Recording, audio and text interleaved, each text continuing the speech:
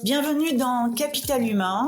Je suis Magali Siméon, ancienne dirigeante, membre de Comex dans des grands groupes et coach. J'ai vu à quel point les équipes, le capital humain peut transformer une entreprise. Mais la réalité est parfois difficile. Est-ce que vous avez du mal à attirer ou garder les meilleurs talents? Est-ce que vous êtes parfois frustré devant certains départs? Ou est-ce que vous vous demandez combien de vos salariés se lèvent chaque matin avec l'envie de donner le meilleur d'eux-mêmes? Dans ce podcast, nous proposons des histoires inspirantes et vraies, des stratégies concrètes pour transformer votre capital humain en un véritable levier de succès. Alors, est-ce que vous êtes prêt à transformer ou améliorer votre approche? Abonnez-vous et rejoignez-moi chaque semaine pour partager vos défis et célébrer vos succès.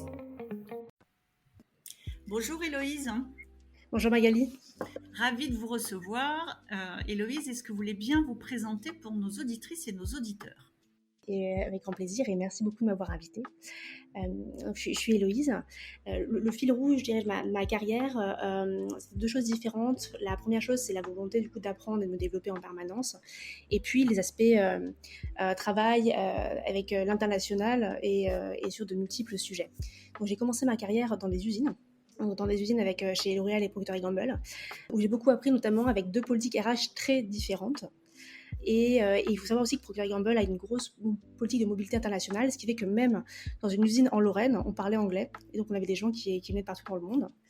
Après ces expériences-là, j'ai voulu continuer à apprendre. Et du coup, je me suis orientée vers le conseil en organisation. Donc en organisation spécialisée en RH, d'abord chez Accenture, en France, avec des projets aussi internationaux, notamment de transformation. Et puis ensuite, j'ai déménagé à Singapour. Et donc à Singapour, je suis restée en conseil en organisation et j'ai rejoint PwC, donc qui était PwC, c'est ce qu'on appelle Southeast Asia, donc c'est sur toute la zone Asie du Sud-Est, avec une grosse dominante de l'Australie qui a créé ce pôle-là à Singapour, et avec des clients un peu partout dans le monde. Et là, encore une fois, je travaillais sur des projets de transformation, donc aussi bien culturels, organisationnels, des projets aussi sur le digital, et puis de la conduite du changement, bien sûr, et puis la mise en place de fonctions RH. Et c'est ça qui m'a fait transitionner quand je suis revenue en France sur un rôle de DRH dans une entreprise qui s'appelle Tarides, qui fait de la cybersécurité. Et donc, on est basé en France, au UK, en Inde, en Espagne, avec tout un pool de freelancers qui sont basés, eux, partout dans le monde. On a aussi donc on est aussi bien sûr à l'international, avec des projets qu'on gère avec tout un aspect multiculturel, et puis la collaboration avec du travail remote, de l'hybride. Et donc, voilà, beaucoup de collaboration. Et qu'est-ce qui vous a motivé? Alors, vous nous l'avez dit, vous étiez dans une entreprise qui, même en France, était déjà internationale. Cette envie d'international, elle a toujours été là? Elle est venue à un moment particulier dans votre carrière? Je dirais qu'au début, c'est mes études, c'est ce que j'ai pas mentionné. Donc j'étais à Grenoble, mais j'ai aussi étudié en Chine, donc à Shanghai. J'étais à Londres sur une partie et aussi en lien avec les États-Unis. Et j'étais très intéressée par toutes les différences, notamment les différents apprentissages. J'étais dans un programme à Grenoble où on avait des personnes de partout dans le monde. Et je me rappelle qu'il y avait certaines choses qu'ils ont pu dire dans les cours de pourquoi est-ce que les Français en fait ne répondent pas quand on leur pose une question en cours, et du coup pourquoi est-ce qu'il y avait que les internationaux qui répondaient. Et je me suis dit c'est très intéressant parce qu'en fait on vient de partout, on a différents bagages, et en fait on a différentes perceptions du monde, et ça m'intéressait beaucoup d'en savoir plus et de continuer à apprendre avec des profils diversifiés. Alors aujourd'hui, vous avez quand même prononcé 3 mots magiques, c'est-à-dire que vous êtes une DRH dans une entreprise où vous devez gérer du multiculturel, de l'hybride et du freelancing. Comment est-ce que, alors justement, tout ce parcours que vous avez eu à l'international peut vous aider aujourd'hui? Vous savez que le sujet de ce podcast, il est beaucoup autour du stress et de la charge mentale. Comment est-ce qu'on peut avoir des pratiques autour de la prévention, qui est quand même une obligation de l'employeur, quand on travaille avec des freelances qui sont partout dans le monde, en hybride et en multiculturel? Comment on fait? Alors la première chose, le premier sujet sur lequel on s'est penché, c'est nos politiques RH au niveau global. Voilà, ce qu'on savait, c'est qu'on voulait avoir un environnement de travail flexible sur lequel chacun puisse s'épanouir, potentiellement avec des horaires flexibles, des lieux flexibles, autant que possible, hein, bien sûr qu'il y a le droit du travail derrière, et puis un environnement du travail sur lequel on donne de l'autonomie aux gens et dans lequel chacun puisse s'épanouir. Et une fois qu'on s'est dit ça, on était aussi conscient des différences culturelles. On a fait un travail comme beaucoup avec le livre d'Erin Meyer sur The Culture Map, Au niveau des pays, l'idée derrière, c'était aussi de regarder au niveau individuel. Comment est-ce que moi, je me situe par rapport à mon pays, par rapport aux autres pays, quelles sont mes spécificités. Par exemple, pour moi, je suis beaucoup dans l'explicite. En France, on est beaucoup plus dans l'implicite et c'est intéressant de le savoir au niveau de la communication.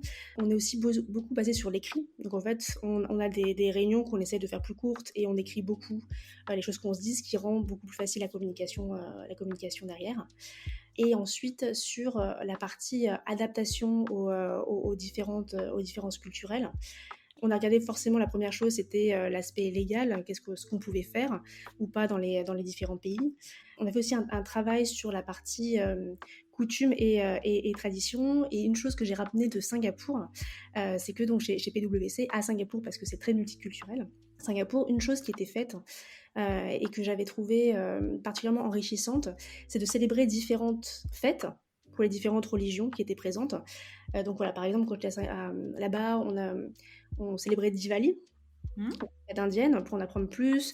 On célébrait le Nouvel An chinois.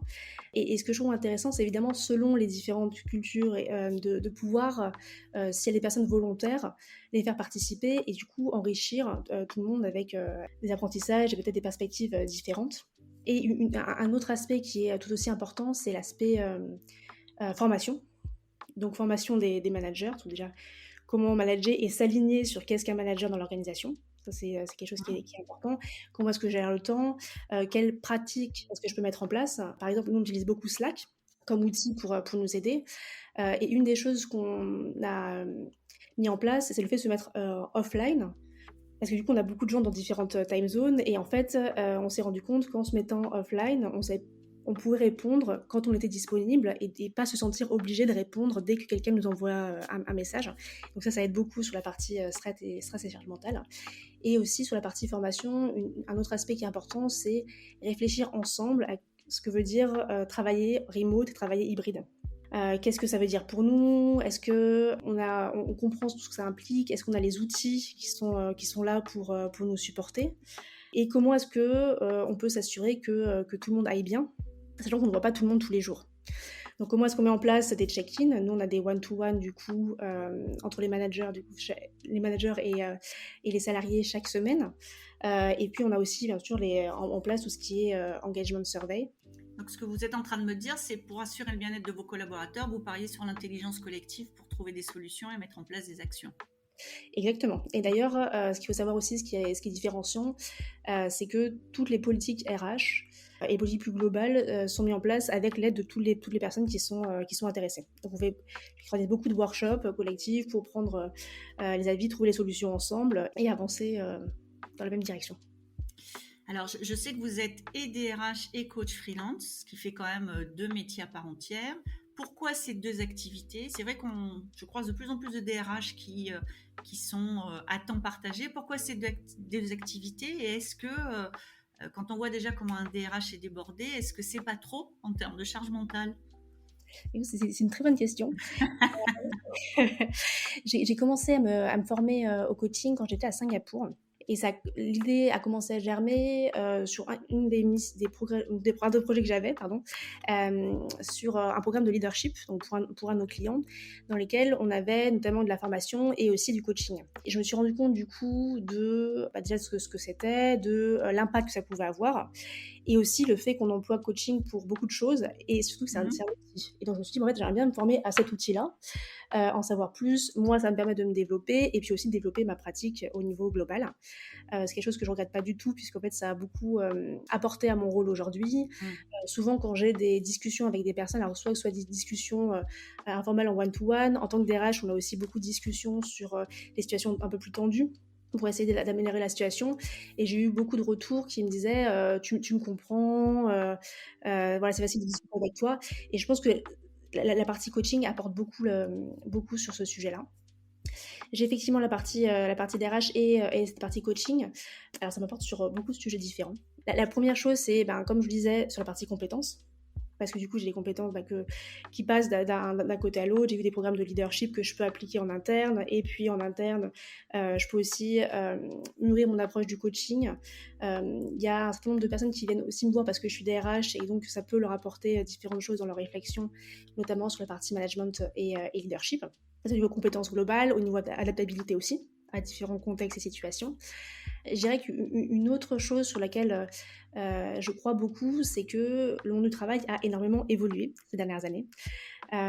Si on regarde, alors il y a beaucoup de décennies en arrière, mais on pouvait rester toute notre carrière dans la même entreprise avec des compétences qui étaient valides à notre arrivée et potentiellement à notre départ.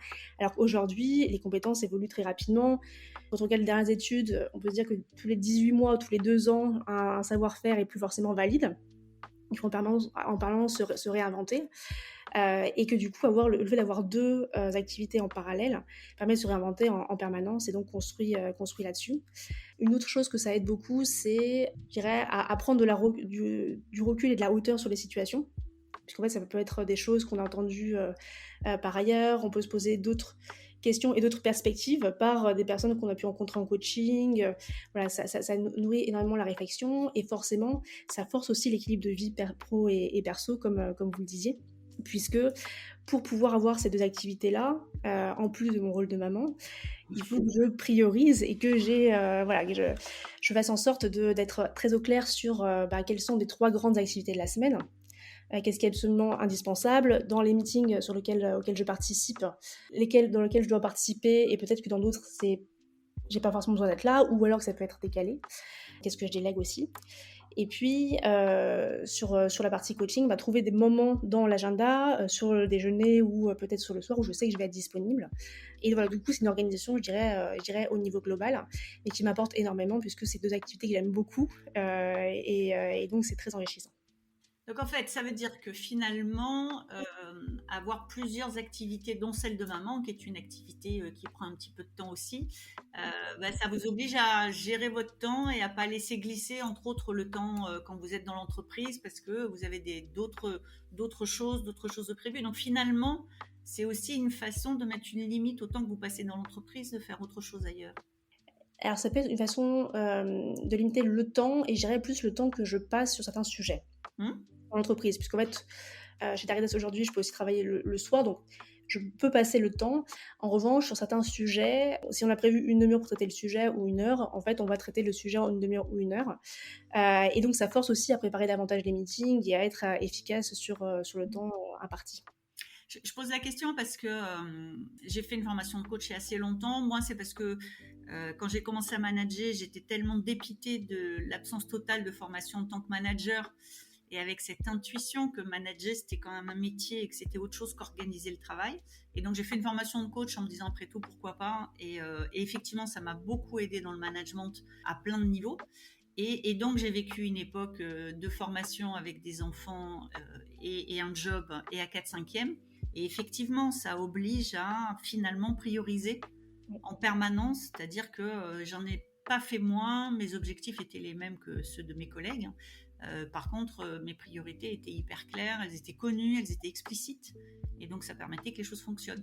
Mais ça reste encore rare finalement, c'est-à-dire qu'on est encore, en France particulièrement, dans des entreprises où le présentéisme, c'est-à-dire je laisse glisser le temps, même si c'est pas indispensable, est encore quelque chose qui est assez pratiqué à tous les niveaux, je dirais même dans l'entreprise.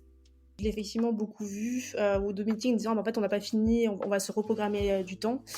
Alors ouais, ça ne veut pas dire que quand ça ne peut jamais arriver, mais en revanche voilà, j'essaye au maximum de combiner les meetings qui sont sur le même sujet en même temps pour être sûr d'atteindre mes priorités et surtout se concentrer sur les priorités. Moi, je pense que pour les entreprises, avoir des gens qui font d'autres choses, c'est une richesse. Parce que je pense qu'aujourd'hui, la soft skill, curiosité et ouverture au monde va devenir indispensable parce que justement, les métiers vont évoluer, parce que les technos évoluent, parce que tout évolue. Mais comment est-ce que les entreprises, elles, peuvent s'adapter à ces nouveaux salariés qui vont vouloir... sans être complètement slasher, avoir une activité à côté et qu'elle soit prise en compte et respectée en tant que telle. Quel conseil vous donnez finalement aux entreprises pour être capable d'intégrer des salariés comme vous ? Alors, je dirais qu'une des premières choses, moi je le dis tout le temps, enfin avant, donc du coup j'en parle aussi, c'est sur mon CV, c'est sur LinkedIn. Je pense avoir une conversation sur le sujet, c'est déjà important pour affirmer que l'entreprise, qu'on l'a vu et qu'on le prend en compte et que c'est aussi qu'on le considère comme une richesse. Et c'est le cas, il y a des compétences qui vont être transférables. La deuxième chose, et on en parlait aussi, c'est sur la partie flexibilité. La confiance dans les gens qui travaillent du coup dans l'entreprise, savoir que du coup le travail va être fait, si possible. Évidemment, c'est pas quelque chose qui est facile, de discuter des attentes. Qu'est-ce qui va être le plus important? Quel est le mandat? Et puis du coup, si on revient sur cette partie flexibilité, autant que possible, et ça je pense très clairement que c'est le futur, on voit beaucoup plus de gens qui sont en freelance pour avoir plus de liberté.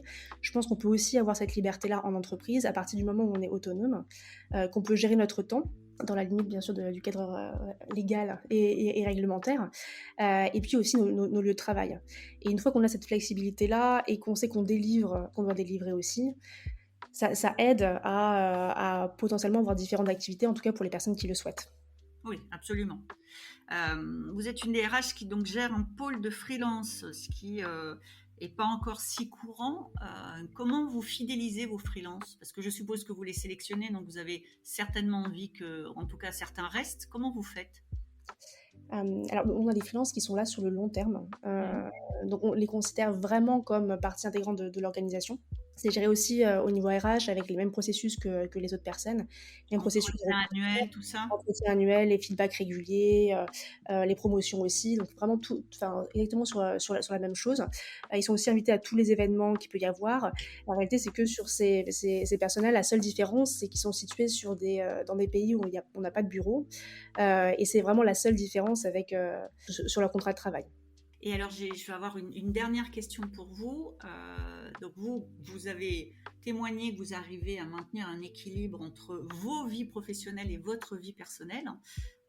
Quels conseils pratiques vous nous donneriez sur comment on fait attention à ce que le stress ne monte pas, que la to-do list ne nous submerge pas et que la charge mentale ne devienne pas trop importante? Comment vous faites et qu'est-ce que vous nous recommandez? Alors, je pense pour moi, il y a deux aspects. Il y a un premier aspect qui est un peu plus macro, qui est de réfléchir sur son stress et d'où est-ce qu'il vient. Est-ce que c'est parce qu'on essaie de faire les choses parfaitement? Est-ce que c'est parce qu'on essaye de faire en sorte que ça fonctionne beaucoup trop? Ou est-ce que, par exemple, comme moi, ce que j'avais, c'était essayer de faire les choses rapidement? Je viens du conseil, on a des deadlines à respecter, on travaille aussi beaucoup. Et quand je suis arrivée, du coup, en interne, je me suis rendu compte que je faisais les choses, je prenais beaucoup plus de sujets, que j'enchaînais tous les meetings, que en fait, je voulais vraiment avancer rapidement. Et donc, j'ai mené une vraie réflexion personnelle sur, en fait, qu'est-ce que ça m'apporte, le fait de vouloir travailler aussi rapidement? Est-ce que ça m'apporte autant de choses que ce que je pense que ça m'apporte? Et qu'est-ce que je pourrais faire différemment? Et ça a beaucoup permis de diminuer mon stress. Ça, je dirais, c'est une première chose plus globale. Et puis, le deuxième aspect, plus opérationnel, c'est celui dont on discutait tout à l'heure, c'est les priorités. Essayer, et du coup, ça se travaille. Voilà, moi j'ai un univers où on fonctionnait beaucoup par priorité, et ça s'apprend. Quelles sont mes 3 priorités de la semaine? Comment est-ce que je peux organiser mon calendrier en fonction? Et évidemment, c'est plus ou moins facile selon le rôle qu'on a, ça c'est sûr, dans l'organisation. Ouais. Et puis, qu'est-ce qui fonctionne bien et qu'est-ce qui fonctionne pas bien? Ce que je fais toutes les semaines, c'est de regarder la semaine, qu'est-ce qui s'est bien passé au niveau du stress, qu'est-ce qui était plus stressant et comment est-ce que je peux essayer de réduire ça. Si ce qui était stressant, c'est que j'ai des meetings à 8h30 le matin et que du coup, j'ai pas le temps d'aller déposer la personne, en fait, peut-être que c'est ça que je devrais devoir changer ou en tout cas en discuter pour que les choses soient différentes et si possible, modifier mon niveau de stress. Et écoutez, Héloïse, merci beaucoup pour ces conseils et merci pour votre participation à ce podcast. Merci beaucoup Magali, merci beaucoup de m'avoir invitée. Au revoir. Au revoir. Merci d'avoir été avec nous aujourd'hui. Si vous avez aimé cet épisode, pensez à le partager avec vos collègues ou avec d'autres dirigeants et à nous laisser une petite note. Ça fait toujours plaisir et ça nous aide beaucoup. Vous souhaitez en savoir plus? Abonnez-vous pour rester avec nous et sentez-vous libre de nous faire part de vos réflexions en commentaire. J'adore ça. Et si vous avez envie de partager votre histoire ou vos expériences, n'hésitez pas à me contacter sur mon site Lily facilite la vie info. À bientôt dans Capital Humain, le podcast pour que les salariés soient heureux et productifs.